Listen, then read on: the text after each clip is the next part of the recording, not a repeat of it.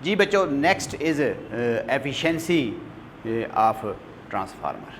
अब बच्चों, जितने भी मशीन्स होती हैं, जितनी भी डिवाइसेस होते हैं, हर एक की एफिशिएंसी होती है। जितनी भी मशीन्स हैं उनकी एफिशिएंसी आउटपुट और इनपुट की रेशो से निकलती है। और अगर हमने परसेंटेज में एफिशिएंसी निकालनी है तो फिर आउटपुट ओवर इनपुट को 100 से मल्टीप्लाई भी करते हैं। किसी भी मशीन की एफिशिएंसी मैक्सिमम 1 हो सकती है, लेकिन हमने देखना है कि क्या प्रैक्टिकली किसी मशीन की एफिशिएंसी 1 या 100% है, और अगर नहीं है तो फिर उसकी रीज़न्स क्या है। ट्रांसफार्मर भी एक मशीन है। ट्रांसफार्मर की एफिशिएंसी भी हम output power from the secondary coil को डिवाइड करेंगे input power to the primary coil से, 100 से मल्टीप्लाई करेंगे, आपके पास परसेंटेज एफिशिएंसी आ जाएगी। So efficiency of transformer is the ratio of output power to the input power. Efficiency पहले definition लिख रहा हूँ, रेशियो ऑफ आउटपुट पावर। और बच्चों, हमें पता है कि ये इलेक्ट्रिकल पावर की बात कर रहे हैं, और output power mean which we get from the secondary coil. Ratio of output power to the input power. और जो इनपुट पावर होता है ट्रांसफार्मर का, बच्चों वो भी बताया है, इलेक्ट्रिकली है, which is supplied to the primary coil. So ratio of output power to the input power, that is known as efficiency of transformer. Mathematically efficiency, जिसको मैं कैपिटल ई से शो कर रहा हूँ, that is power output divided by power input.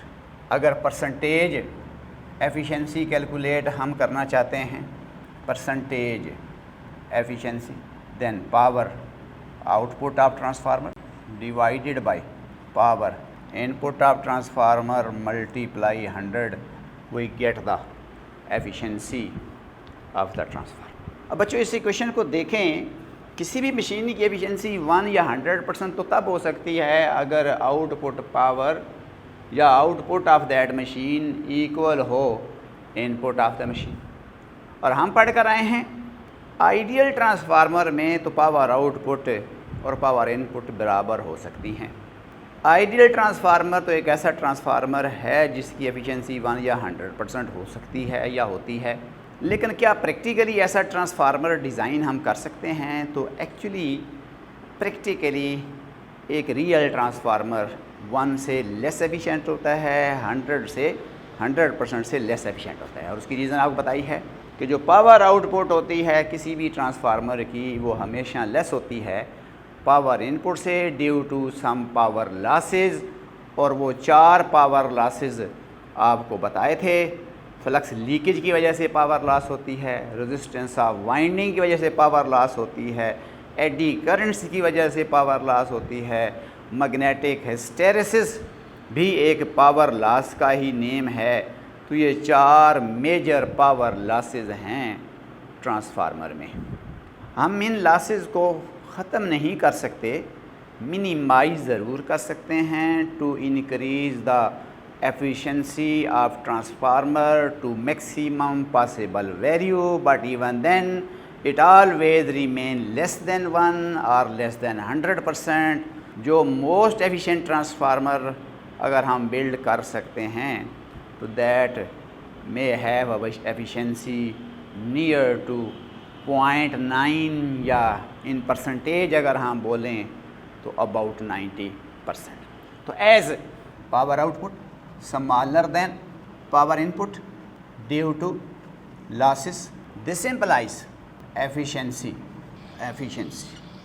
of transformer is always less than 1 or less than 100%। मैंने बच्चों बताया कि चूँकि पावर आउटपुट पावर इनपुट से कम होती है ट्रांसफार्मर की, तो इस क्यों कम होती है? Due to losses. और लॉसेस आपको 4 एड्रेस लॉसेस कर चुके हैं, सिर्फ मैं स्पीक कर रहा हूँ। Flux leakage, resistance of the windings, eddy currents, magnetic hysteresis. तो पावर आउटपुट कम होती है इनपुट से इन 4 लॉसेस की वजह से, इसलिए फिर ट्रांसफार्मर की एफिशिएंसी 1 नहीं होती, यानी 100% नहीं होती। However the efficiency can be increased by, हम एफिशिएंसी को बढ़ा सकते हैं। तो ज़ाहिर है एफिशिएंसी कम कर रहे हैं पावर लॉसेस, तो इसका मतलब है कि हम उन पावर लॉसेस को अगर एड्रेस कर लें, उनको मिनिमाइज़ कर लें, तो एफिशिएंसी इम्प्रूव हो सकती है। However the efficiency of transformer can be improved, हम ट्रांसफार्मर की एफिशिएंसी को इम्प्रूव्ड कर सकते हैं बाय नंबर 1, मैं बच्चों वो फैक्टर लिखने लगा हूँ कि एफिशिएंसी ऑफ ट्रांसफार्मर कैसे बढ़ सकती है, मैक्सिमाइज़ हो सकती है, लेकिन फिर कह रहा हूँ कि but it is always less than the ideal case which is practically not possible, mean it is always less than 1 or 100%. So how efficiency of transformer can be improved? Number 1, using laminated core to stop the flow of eddy currents. Number 2, using core of soft ferromagnetic material such as iron to reduce magnetic hysteresis. Number 3, minimizing the resistance of primary and secondary coils by using thick copper wires. Number 4, maximizing the flux linkage between the coils. जी बच्चों, मैंने efficiency of transformer बयान कर दी है। किसी भी practical transformer की efficiency कितनी होती है और उसको हम मैक्सिमाइज़ कैसे कर सकते हैं, तमाम चीज़ें सामने बच्चों बोर्ड पे मौजूद हैं। एफिशिएंसी मैंने बताया ट्रांसफार्मर की आउटपुट पावर और इनपुट पावर की रेशो है, 100 से मल्टीप्लाई कर दें तो परसेंटेज एफिशिएंसी आ जाती है।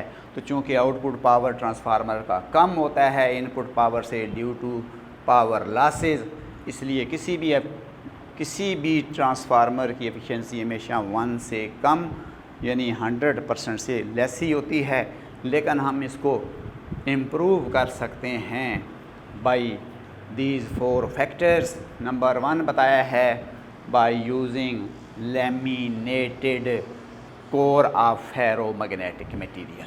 जब हम लैमिनेटेड कोर यूज़ करते हैं फेरोमैग्नेटिक मटेरियल की, तो उससे क्या होता है, एडी करंट स्टॉप हो जाते हैं या मिनिमाइज हो जाते हैं। दूसरा, जो फेरोमैग्नेटिक मटेरियल यूज़ करना है वो कैटेगोरिकली सॉफ्ट हमने यूज़ करना है, using core of soft ferromagnetic material such as iron, क्योंकि आयरन के अलावा भी फेरोमैग्नेटिक मटेरियल्स हैं, क्लास ऑफ मैग्नेटिक मटेरियल है, लेकिन कौन सा मटेरियल प्रेफरेबल है, जो फेरो ही हो लेकिन सॉफ्ट हो। इट मीन्स ऐसा मैग्नेटिक मटेरियल यूज़ करना है जिसके हिस्टेरेसिस लूप का एरिया कम हो, मीन जो एनर्जी का लॉस कम करे, ऐसे मटेरियल को प्रेफर करते हैं। मैंने शॉर्टली लिखा है to reduce the magnetic hysteresis. Eddy current भी पावर लॉस कराता है, मैग्नेटिक हिस्टेरिसिस भी एक पावर लॉस का ही नेम है। तीसरे नंबर पे जो प्राइमरी और सेकेंडरी कोयल हैं, इनकी अपनी रेजिस्टेंस कम तरीन होनी चाहिए ताकि लेस हीट प्रोड्यूस हो, कोयल्स में लेस पावर डिसिपेट हो हीट की फॉर्म में, एफिशिएंसी ज़्यादा मुतासर ना हो। तो it is possible by using thick copper wire. जितनी वाइंडिंग की तार मोटी होगी उतना ही रेजिस्टेंस कम होगी। आखिर पे आपको बताया था कि पावर लॉस का एक और सबब फ्लक्स लीकेज होती है, तो हम कोयल्स को इस तरह से वाउंड करते हैं कि फ्लक्स लिंकेज मैक्सिमम हो, तो ट्रांसफार्मर की एफिशिएंसी डेफिनेटली इम्प्रूव करती है। और अगर इन चीज़ों को ख्याल रखा जाए तो जो ट्रांसफार्मर्स होते हैं ये आइडियल तो नहीं होते, लेकिन एक मोर एफिशिएंट मशीन तस्वर की जाती है। बहुत सारी मशीनें हैं हमारे पास, बहुत सारी डिवाइसेस हैं जिनकी एफिशिएंसी हार्डली 50% को क्रॉस करती है, लेकिन ट्रांसफार्मर की एफिशिएंसी 100% तो नहीं होती, लेकिन अबाउट 80 to 90% तक ट्रांसफार्मर एफिशिएंट्स होते हैं। At the end application of transformer क्या है, सिंपल सी एक एप्लीकेशन उसकी अंडरस्टैंड कर लें। हम बच्चों जनरली ट्रांसफार्मर की एप्लीकेशन बता रहे हैं, अदरवाइज़ बहुत सारी डिवाइसेस हैं, बहुत सारे हमारे पास सिस्टम्स हैं जिनमें ट्रांसफार्मर्स अपने रोल प्ले करते हैं, लेकिन पावर ट्रांसमिशन के हवाले से हम ट्रांसफार्मर की एप्लीकेशन बता रहे हैं।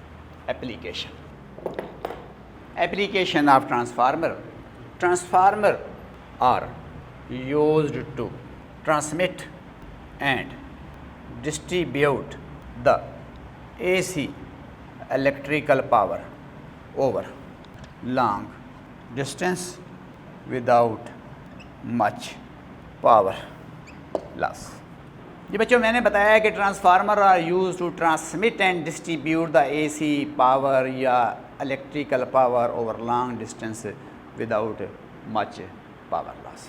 ट्रांसमिट का मतलब होता है इलेक्ट्रिकल पावर को from one point to another point carry करना, और डिस्ट्रीब्यूशन का मतलब है फिर आगे लोगों में उसको तकसीम करना। बच्चों ज़हन में रखें, जहाँ पर इलेक्ट्रिकल पावर जनरेट होती है, जिसको पावर जनरेटिंग स्टेशन हम बोलते हैं, वहाँ से इलेक्ट्रिकल पावर को हम सिटीज़ में ट्रांसमिट करते हैं through the electrical conducting wires.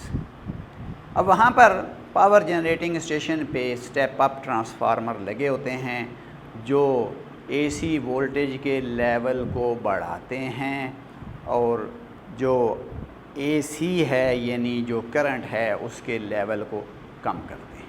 अब करंट के लेवल को कम करने का हमें क्या फ़ायदा है कि जो पावर लॉस होता है इलेक्ट्रिकल वायर्स का, that is I square into R। कि power loss in any register depends on the square of currents and the resistance of the wire. अब दो ही तरीके हैं पावर लॉस को कम करने के, या तो करंट को कम कर दिया जाए या रेजिस्टेंस को कम कर दिया जाए। अब करंट को कम करना ज़्यादा सूटेबल है क्योंकि पावर लॉस करंट के स्क्वायर के साथ डायरेक्टली प्रोपोर्शनल है, तो करंट में डिक्रीज़ पावर लॉस में ज़्यादा डिक्रीज़ कराती है, इसलिए करंट को डिक्रीज़ करना वो ज़्यादा सूटेबल है। दूसरा, रेजिस्टेंस ऑफ वायर को कम करके भी हम पावर लॉस को कम कर सकते हैं, लेकिन रेजिस्टेंस कम हो सकती है। Wires good material of conducting material की बनी होनी चाहिए, जैसे ऑलरेडी वापडा की मोस्टली जो वायरिंग सिस्टम है या डिस्ट्रीब्यूशन सिस्टम है वो एल्यूमिनियम वायर्स हैं which is already good conductor. दूसरा, वायर थिक हों तो रेजिस्टेंस कम हो सकती है, तो जो वायर्स हैं वो इससे अगर जितनी इस वक्त थिक हैं अगर मज़ीद थिक करें तो कास्ट प्रॉब्लम और फिर उनको पोल्स पे होल्ड करना, उनका वेट इतना ज़्यादा हो जाए कि सिस्टम बार बार कोलैप्स कर सकता है। तो हम इस रेजिस्टेंस ऑफ वायर को एक हाथ से कम नहीं कर सकते, या कोई सुपर कंडक्टिंग टाइप का वायर या मटेरियल हमारे पास बन जाए तो फिर हम इस रेजिस्टेंस को मिनिमम या निगलिजिबल करके किसी भी लेवल पे हम इलेक्ट्रिकल पावर को ट्रांसमिट कर सकते हैं। तो बहरहाल जहाँ पर पावर जनरेट होती है वहाँ से सिटी तक कैरी करके लाते हैं, और पावर लॉस से अवॉइड करने के लिए हम इलेक्ट्रिकल पावर की जो वोल्टेज है उसका लेवल बढ़ा देते हैं। Correspondingly according to transformer equation, जो स्टेप अप ट्रांसफार्मर है वोल्टेज का लेवल बढ़ाता है, करंट का लेवल कम कर देता है, जिसकी वजह से पावर लॉस मिनिमाइज आ जाता है। और जब वही इलेक्ट्रिकल पावर सिटीज़ में आती है लोगों में डिस्ट्रीब्यूट करते हैं, तो फिर दोबारा उसकी जो वोल्टेज है उसके लेवल को कम कर देते हैं और फिर डिस्ट्रीब्यूट करते हैं। तो पावर जनरेटिंग स्टेशन पे स्टेप अप ट्रांसफार्मर्स पावर को ट्रांसमिट कराते हैं at a higher voltage level, और फिर आगे गली मोहल्लों में जो स्टेप डाउन ट्रांसफार्मर हैं वो उस एसी वोल्टेज के लेवल को कम करके जो रिक्वायर्ड लेवल है, जो स्टैंडर्ड लेवल है एसी वोल्टेज का, वो आप बच्चे जानते हैं 220 वोल्ट या 230 वोल्ट के ऊपर फिर हम उसको डिस्ट्रीब्यूशन करते हैं टू द कंज्यूमर, क्योंकि तमाम जो डिवाइसेस हैं हमारे घरों में वो रेटेड हैं 220 वोल्ट के हिसाब से, तो पावर को 220 पे डिस्ट्रीब्यूट करते हैं। अगर किसी स्पेशल होम अप्लाइंसेस में वोल्टेज लेवल इससे ज़्यादा या कम चाहिए तो वो फिर मैन्युफैक्चरर अपनी डिवाइसेस के अंदर ख़ुद छोटे ट्रांसफार्मर्स जो हैं वो लगाते हैं जो एसी वोल्टेज के लेवल को 220 से कम या 220 से ज़्यादा अगर करना मकसूद हो तो वो ट्रांसफार्मर करते हैं। लेकिन एक स्टैंडर्ड लेवल 220 है और 220 डायरेक्टली पावर जनरेटिंग स्टेशन से नहीं आती। पावर जनरेटिंग स्टेशन से step up transformer voltage level को बढ़ाते हैं, ट्रांसमिट करते हैं और फिर जब डिस्ट्रीब्यूट करते हैं तो स्टेप डाउन ट्रांसफार्मर लगाकर उसी वोल्टेज के लेवल को डिक्रीज़ करके करंट के लेवल को इंक्रीज़ करके फिर कंज्यूमर को इलेक्ट्रिकल पावर सप्लाई की जाती है।